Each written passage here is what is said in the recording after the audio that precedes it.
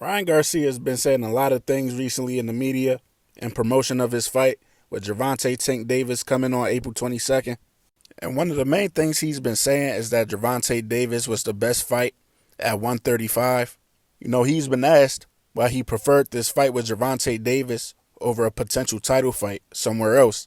And his answer has always been he doesn't care about belts. He cares about the names, and he feels like Gervonta Davis is the best fighter and the best name that he can fight. Well, he made a statement during a media session answering questions that contradicted that. You said Devin Haney is going to be your most difficult challenge. Why do you think Tank is going to be easier than Devin?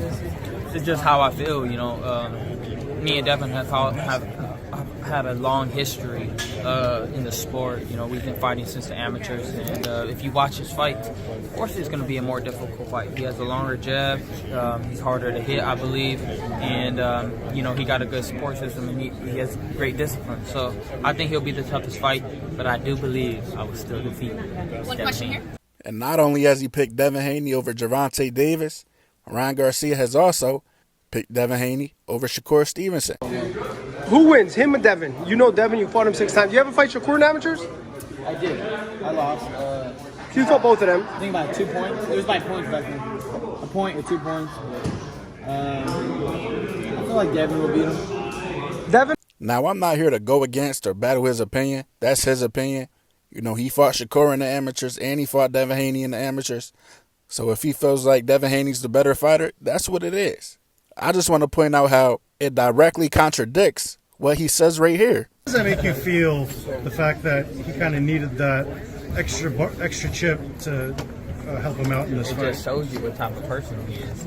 No integrity, no will to fight the best, no will to, get the best version of me, but it don't matter. You can't stop what God has to be destined. I chose to make this fight happen. I didn't put myself first. I put the boxing fans first. I put the sport in itself first. I wanted to put an impact on the sport.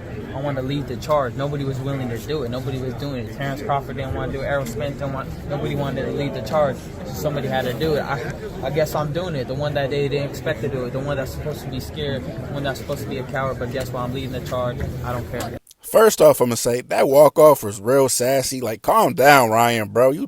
Calm down. You tripping. I'm leading the charge. And then walked away like that. Chill out, bro.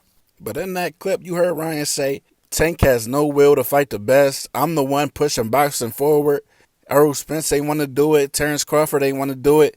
Nobody wanted to do it. Just me. That's cap. Cap. Because the guy that you said was the best wanted to fight you. And you didn't want to do it. None of us forgot that when you beat Luke Campbell, you became Devin Haney's mandatory for the WBC title. And the fight was easy to be made. The WBC was ordering it. And you were on the same promotion as Devin Haney at the time, which was Matchroom with Eddie Hearn in the Zone. And not only do we remember that you turned the fight down, we remember that you petitioned for the fight not to happen. Now, they did have a good excuse because it was the pandemic during the time. And the excuse was that they wanted to have a fight in front of a large audience, which is cat. Because if it wasn't that, if they didn't have that pandemic excuse, it would have been something else and we still wouldn't have got the fight. Because we had another big fight in the division during that time. Lomachenko fought Teofimo during that time. So if he really wanted that fight, it could have been made. Lomachenko and Teofimo were on the same promotion. They were both on Top Rank, and they both wanted to fight, and they made it happen. In front of no fans. They fought in front of no fans. Ryan Garcia was on the same promotion as Devin Haney, and if he really wanted that fight, he could have made it happen. If he wanted to fight the best and make the best fights, like he said in that clip, he would have made it happen. Even if he didn't want to do it in front of no fans like Lomachenko and Teofimo, he could have went to somewhere like Texas or somewhere like Georgia, something like half capacity or something else, something looser on the pandemic restrictions. Those options were available, so that's how you know that he didn't really want to fight. So you can't be out here poking your chest out saying you trying to make the fights happen with the best fighters in your division when you blatantly ducked the guy that you claim is the best in your division. But another thing that Ryan saying that Devin was better than Tank reminded me of was when Hector Garcia said the same thing. Who do you think is the toughest fight for you at 135? Is it Gervonta Davis, Devin Haney, Ryan or Shakur Stevenson?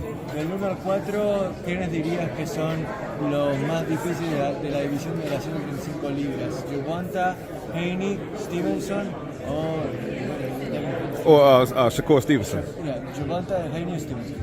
Or Ryan? Or Ryan Yeah. Garcia. 4. Shakur Stevenson. Shakur Stevenson. Uno. Shakur Stevenson. And just like Ryan Garcia, Hector Garcia was sleeping on Gervonta Davis going into that fight. On is Chris Colbert.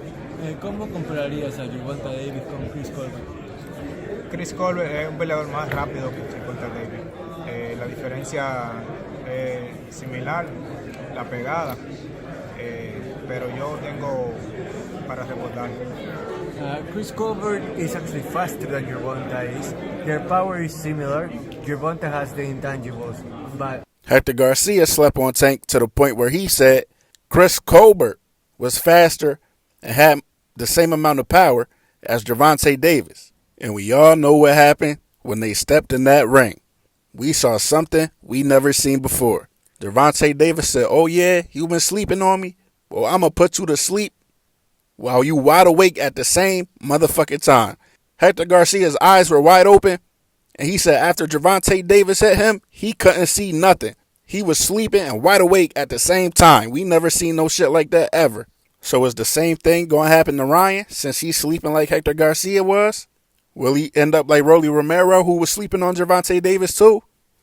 We don't know. We'll have to wait and see. But that's what I got for y'all. I'm out.